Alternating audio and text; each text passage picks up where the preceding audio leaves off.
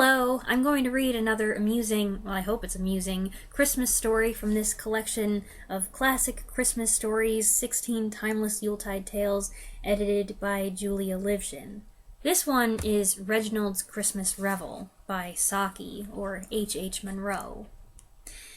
They say, said Reginald, that there's nothing sadder than victory except defeat. If you've ever stayed with dull people during what is alleged to be the festive season, you can probably revise that saying. I shall never forget putting in a Christmas at the Babwolds.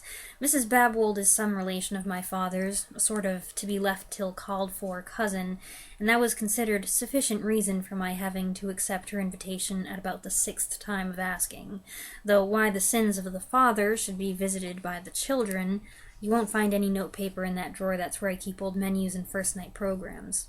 Mrs. Babwold wears a rather solemn personality, and has never been known to smile, even when saying disagreeable things to her friends or making out the stores list. She takes her pleasures sadly. A state elephant at a durbar gives one a very similar impression. Her husband gardens in all weathers. When a man goes out in the pouring rain to brush caterpillars off rose trees, I generally imagine his life indoors leaves something to be desired. Anyway, it must be very unsettling for the caterpillars. Of course, there were other people there. There was a Major Somebody who had shot things in Lapland or somewhere of that sort. I forget what they were, but it wasn't for want of reminding.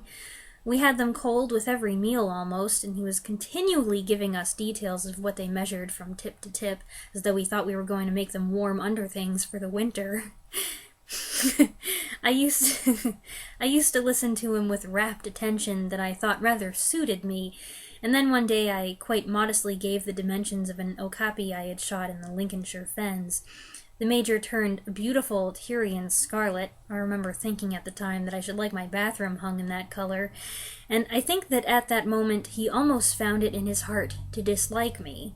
Mrs. Babwold put in a first aid to the injured expression and asked him why he didn't publish a book of his sporting reminiscences. It would be so interesting. She didn't remember till afterwards that he had given her 2 fat volumes on the subject, with his portrait and autograph as a frontispiece, and an appendix on the habits of the Arctic mussel. It was in the evening that we cast aside the cares and distractions of the day and really lived. Cards were thought to be true frivolous and empty a way of passing the time, so most of them played what they called a book game. You went out into the hall, to get an inspiration, I suppose. Then you came in again with a muffler tied round your neck and looked silly, and the others were supposed to guess that you were Wee McGregor. I held out against the inanity as long as I decently could, but at last, in a lapse of good nature, I consented to masquerade as a book, only I warned them that it would take some time to carry out. They waited for the best part of 40 minutes while I went and played wine-glass skittles with the page boy in the pantry. You play it with a champagne cork, you know, and the one who knocks down the most glasses without breaking them wins.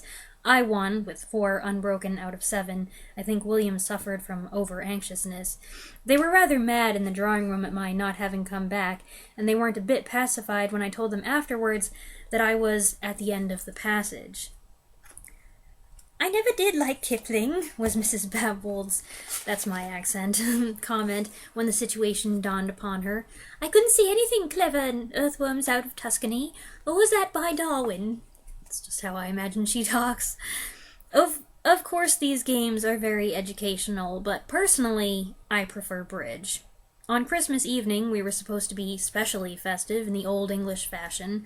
The hall was horribly draughty, but it seemed to be the proper place to revel in, and it was decorated with Japanese fans and Chinese lanterns, which gave it a very old English effect.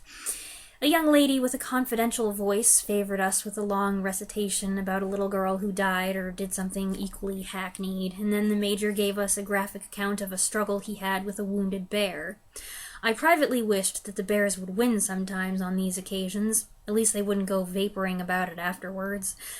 Before we had time to recover our spirits, we were indulged with some thought-reading by a young man whom one knew instinctively had a good mother and an indifferent tailor, the sort of a young man who talks unflaggingly through the thickest soup and smooths his hair dubiously as though he thought it might hit back.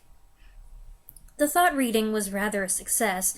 He announced that the hostess was thinking about poetry, and she admitted that her mind was dwelling on one of Austen's odes, which was near enough. I fancy she had been really wondering whether a scrag end of mutton and some cold plum pudding would do for the kitchen dinner next day. As a crowning dissipation, they all sat down to play progressive Halma with milk chocolate for prizes. I've been carefully brought up, and I don't like to play games of skill for milk chocolate, so I invented a headache and retired from the scene. I had been preceded a few minutes earlier by Miss Langston Smith, a rather formidable lady, who always got up at some uncomfortable hour in the morning, and gave you the impression that she'd been in communication with most of the European governments before breakfast. There was a paper pinned on her door with a signed request that she might be called particularly early on the morrow. Such an opportunity does not come twice in a lifetime. I covered up everything except the signature with another notice, to the effect that before these words should meet the eye she would have ended a misspent life, was sorry for the trouble she was giving, and would like a military funeral. A few minutes later, I violently exploded an air-filled paper bag on the landing, and gave a stage moan that could have been heard in the cellars. Then I pursued my original intention, and went to bed. The noise those people made in forcing open the good lady's door was positively indecorous. She resisted gallantly, but I believe they searched her for bullets for about a quarter of an hour, as if she had been a historic battlefield. I hate traveling on Boxing Day, but one must occasionally do things that one dislikes.